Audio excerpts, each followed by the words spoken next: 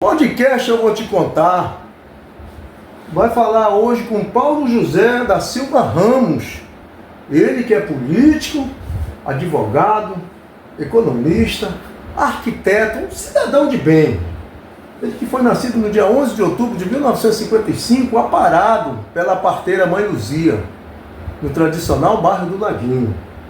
Filho de Alceu Paulo Ramos, Joaquina, estudou o jardim de infância na escola paroquial São Benedito, passou pela Dornelles Vargas, onde funcionava o Colégio Amapaense, depois voltou para a escola Modelo Guanabara, retornou depois de novo para a escola paroquial São José. Ele vai contar essa história para a gente, até chegar na faculdade em Belém do Pará.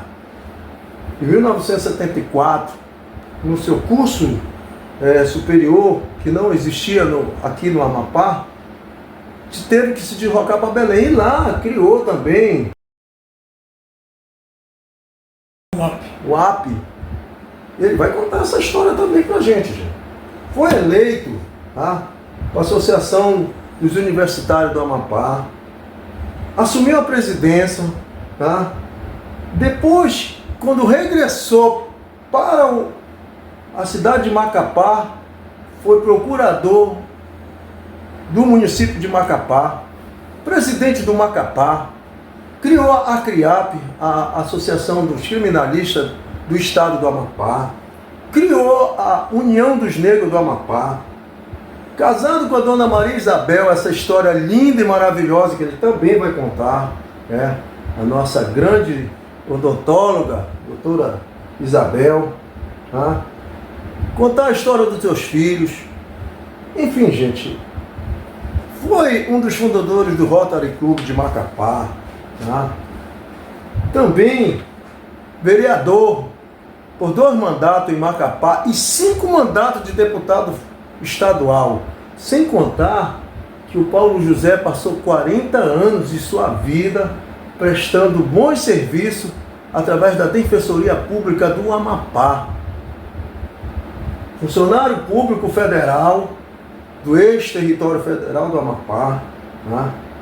E por par de vocês, gente, agora em 2020, agora, recentemente, entrou na faculdade de urbanismo, arquitetura.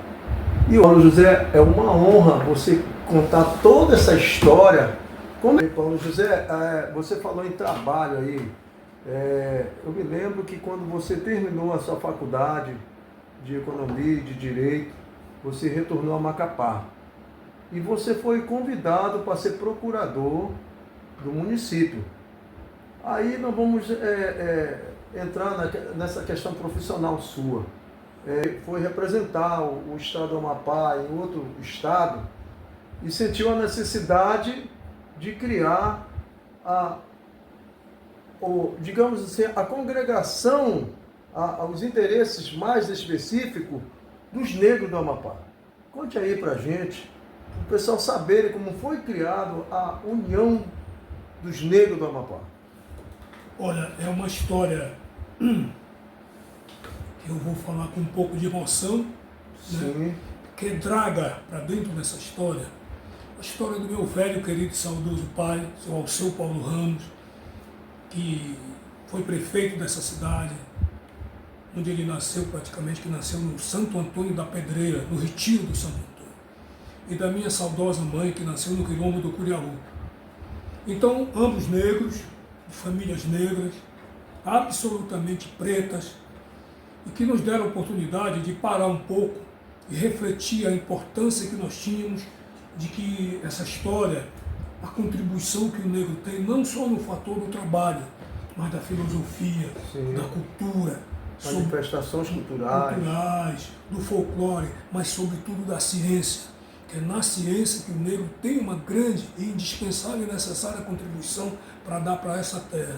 Então, Faia, a União dos Negros do Amapá, ela foi fundada debaixo da mangueira da Casa da Tavares, aqui na Milton Silva. Quem passar por lá vai ver uma foto da Avenida, que era viva, da Tavares e do Sobral. 3 pretos de extraordinária ilustração ao povo do Amapá, pela história e pela contribuição da cultura. Ali foi fundada a UNA.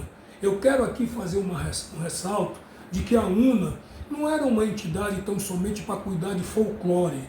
A UNA é uma entidade de pretos, mas que aceita brancos para dar a sua contribuição, mas que tinha um viés filosófico, científico, acadêmico. A UNA não é tão somente um prédio que lá você vai assistir o Marabaixa, a Missa dos Quilombos, vai comprar souvenir, vai comprar produtos sensacionais que não deixa a desejar para a Bahia, para São Paulo. Você entra na UNA, as colunas com aquelas gravuras representam a história da negritude, da pretice que nós temos aqui. Então, quando você olha a UNA, olhe uma entidade altamente científica. A UNA precisa, e a Maria Luísa, a Cristina vai fazer isso, eu tenho convicção, ela vai fazer um protocolo de intenções com a Universidade Federal do Amapá, para que nós estudemos a nossa ancestralidade. Sim. De onde nós viemos, a nossa contribuição. Você vê que hoje o preto, ele não quer tão somente discutir os seus espaços de poder. Não. O preto quer dar a sua contribuição da inteligência, da sua capacidade evolutiva, da sua capacidade técnica, para construir uma sociedade justa, igual. Que o preconceito não seja mais um sentimento de estupidez. Ele passe a ser, muito embora que os parlamentares estão evoluindo com a questão da punição para quem ainda adota esse comportamento discriminatório, ele possa ser mais rigoroso. O negro ou o preto, ele tem uma grande contribuição a dar para esse país. Aliás, se os pretos forem entrar com uma ação de execução, cobrando o que eles construíram no Brasil, não vai ter dinheiro para pagar. Então o preto, o negro, esse que muitas vezes as pessoas de forma absolutamente estúpida, ignorante, ainda adotam um comportamento preconceituoso, tem que respeitar esse povo, porque esse povo que fez esse país, ele foi escravo, ele apanhou, foi açoitado, no entanto, muito ele construiu. Então é preciso que a sociedade brasileira olhe isso, não com pena, ou para dar uma oportunidade, ou para fazer figura, mas que o negro tem que ser olhado com a grande contribuição que tantos brancos deram. Então isso é uma forma de você crescer do ponto de vista não só intelectual, mas social, humano sobretudo. Você falou em Cristina Almeida, uma negra também que, minha amiga de infância, deputada estadual, trabalhou muito pela ancestralidade também, mas você falou na irmã dela, Maria Luísa, que estava lá junto com você, o seu irmão, o Zé Paulo, também o Sacaca, o saudoso Sacaca, o seu Roldão lá do Curiaú, aquela irmã, a Paulina. Não, Maria Regina da Costa Pedro. Pedro. É. Também estava a dos Anjos. Maria dos Anjos Tavares Miguel. A Efigênia. A Eugênia. Eugênia Picanço. Ou seja, gente, tinha todas essas pessoas naquele momento criando a UNA. A dona Libório e a sua prima, que nasceu, curiosidade, gente, no mesmo dia que o Paulo José, no dia 11 de outubro de 1955, a Maria Raimunda, que hoje, em homenagem a ela, é o centro... Raimunda de Nazaré da Silva Ramos. Foi aparada pela... uma mulher maravilhosa, que hoje dá um nome à maternidade. Sim. A Mãe Luzia. Mãe Luzia me aparou a Raimundinha no mesmo dia. No mesmo Curiosidade. Dia. Curiosidade. Alfaia, meu irmão. A UNA, a União dos Negros do Amapá, e aqui eu quero, não por vaidade, mas por uma questão histórica. Eu desenhei, já tinha uma inspiração da arquitetura, aquelas duas mãos seguras. Está lá até hoje, lá na simbolizando a união. Sim. Aquilo foi um desenho meu, debaixo de uma inspiração. Já pensava em ser arquiteto naquela época. União dos Negros do Amapá, no seu estatuto, na sua doutrina, mais especificamente falando, ou filosofando um pouco, a UNA é uma entidade que ela vem para pesquisar a nossa ancestralidade. Volto a pronunciar a mesma frase que eu pronunciei antes. de onde nós vamos, o que nós somos e o que nós podemos contribuir para a sociedade. A UNA vai participar do processo político sempre. Sim. Ela não é uma associação ou uma entidade partidária. Não, ela tem a responsabilidade de preparar os pretos para participar do processo de poder. A Maria Cristina Tavares de Almeida foi a primeira negra que tomou posse na Assembleia Legislativa do Estado do Amapá. O deputado Paulo José foi o primeiro negro que tomou posse na Assembleia Legislativa do Estado do Amapá. Então nós fizemos história, porque quem nos elegeu foi o branco, mas foi o preto também, porque queria colocar um membro lá, para ele debater os interesses que são nossos também. Representatividade. Representatividade. Então, para encerrar, eu quero só te dizer que a UNA, ela precisa ser visitada, ela precisa ser pesquisada por todos que moram nessa terra e os que vierem para cá. Porque ela tem uma história, não só da sua fundação, o Sacaca, Raimundo dos Santos Souza, o seu Roldão Amâncio da Silva, são pessoas que deram uma grande contribuição. E por falar em Sacaca, eu me sinto na obrigação, de dizer que eu fui o advogado dele quando prenderam Sacaca. Sim, essa história, com certeza o Dô, com o Feio, o outro da família, vão contar pra gente, mas você foi advogado. Eu fui o advogado, eu me sinto na obrigação de dizer, o Sacaca, que tem um monumento, tem um museu com o nome dele, foi preso, porque estava ajudando as famílias com a medicina popular que ele desenvolvia há anos. E digo mais, quando prenderam o Sacaca, por obra e graça de um procurador da República que veio aqui, João Bosco de Araújo Fonte Júnior, que me parece que já até morreu, esse senhor não conhecia o Amapá, ele não conhecia o Sacaca, a contribuição que ele dava para a medicina do Brasil. Decretou, pediu a prisão e o juiz da época decretou. Incontinente, nós preparamos o pedido de revogação da prisão e o doutor Douglas Evangelista Ramos, que era juiz do Tribunal de Justiça dos Territórios do Distrito Federal, imediatamente decretou o alvará de soltura do Sacaca. Nós fomos apanhar o Sacaca na penitenciária, ele não chegou nem a entrar, porque ao chegar na penitenciária eu já estava lá empunhando o alvará de soltura dele. E da penitenciária até a igreja de São Benedito, nós fizemos uma carreata debaixo de chuva, para que a gente pudesse mostrar que o Sacaca é uma memória viva. O Sacaca foi absolvido, ele não foi nem pronunciado pelo Ministério Público. Mas deixa eu contar essa história. Assim, aliás, o Sacaca, ele era curandeiro, ele fazia umas garrafadas. Inclusive, a filha do meu irmão Evandro só existe por causa do Sacaca. Ele já tinha gastado todos os recursos médicos e uma garrafada do Sacaca resolveu o problema da Tainá. Mas olha lá, o Sacaca, ele tinha no quintal da sua casa várias plantas e uma delas era uma planta de epatu. O que é epatu? Epatu, né? Epadur. Sim.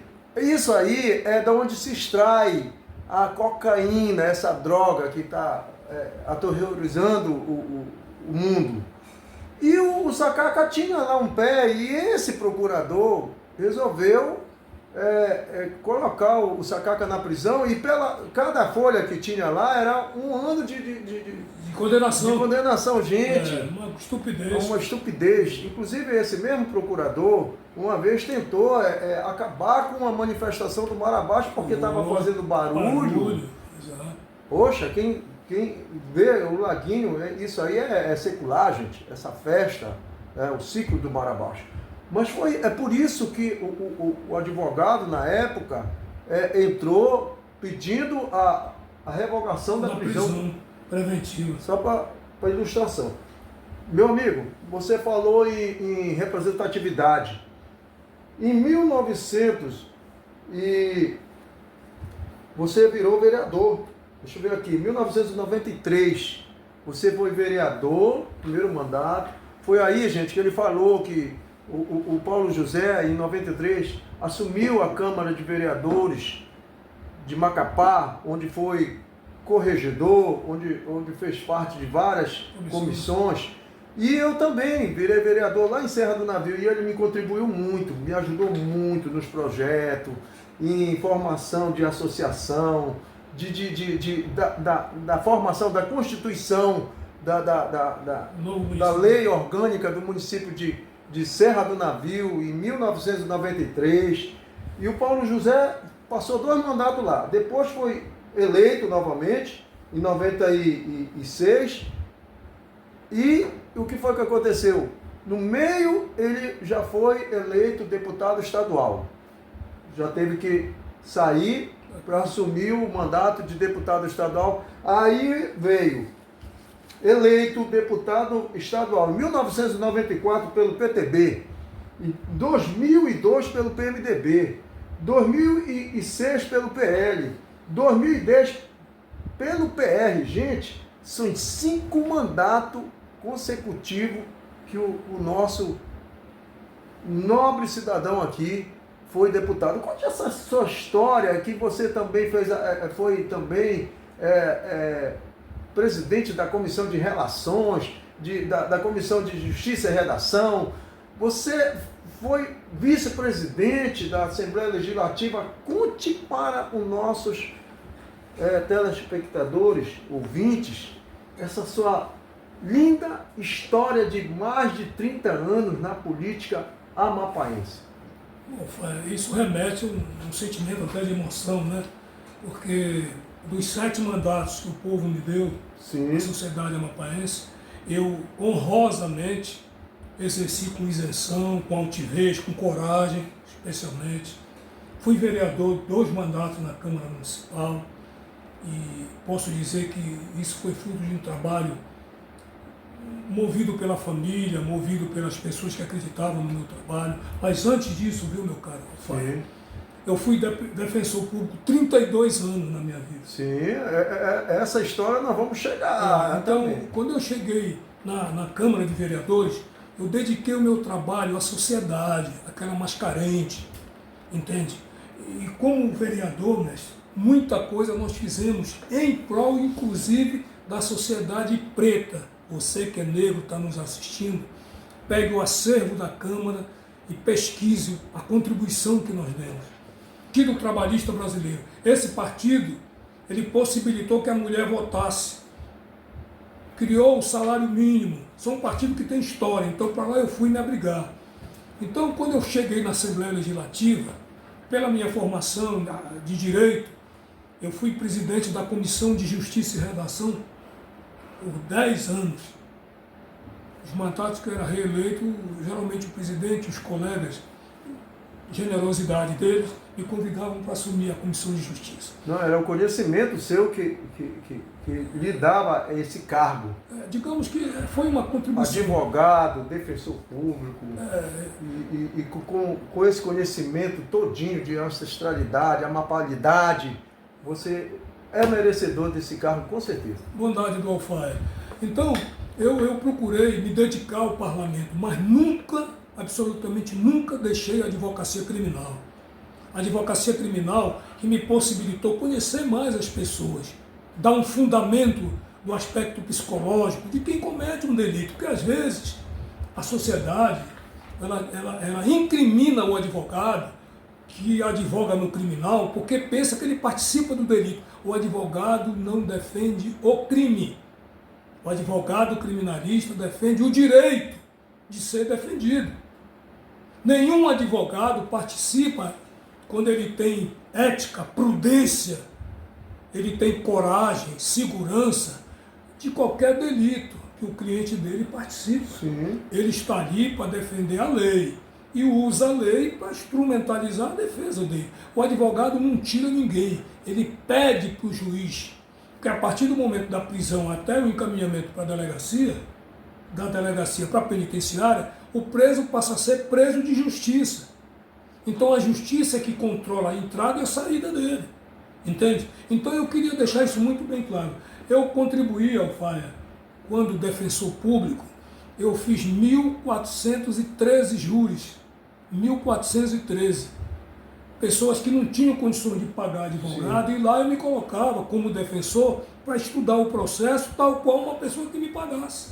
a dedicação, o cuidado, o zelo, certamente era o mesmo de uma pessoa que eu fixava os honorários e a pessoa me pagava. Então, a contribuição que eu recebi da Defensoria foi a maior de todas no aspecto acadêmico. A Defensoria é um laboratório, ela presta um relevante serviço à sociedade, principalmente para você que não pode pagar um advogado. Procure a Defensoria hoje também, que hoje já tem defensores do quadro. Antigamente nós éramos assistentes jurídicos e fomos nomeados defensores públicos e lá ficamos durante 30, 40 anos, contribuindo com a sociedade. Mas é um trabalho esmerado, todos os colegas que passaram e que estão lá são pessoas dedicadas, hoje já tem uma estrutura maior, mas antes nós sofremos muito nessas estradas aí. Desembargador Mário Gurtiev, desembargador Douglas, ministro Nildo Amaral de Melo Castro, esse povo todo viajava conosco na estrada de chão. Nós tirávamos daqui para Oiapoque às vezes, um dia e meio, porque não tinha asfalto. Nós íamos para o Laranjal do Jari, que ainda era Mazagão, atuar lá na fronteira, na jurisdição do Pará e Amapá. Nós íamos de barco, era 2, 3 dias. Mas foi um verdadeiro aprendizado, meu caro. E mais do que isso, nós prestamos um trabalho à cidadania. A pessoa que tinha um direito, às vezes estava represado, porque faltava um advogado. E a justiça só funciona se for provocada. Então o advogado se assenhorava do problema, pelejar junto à justiça para buscar esse direito.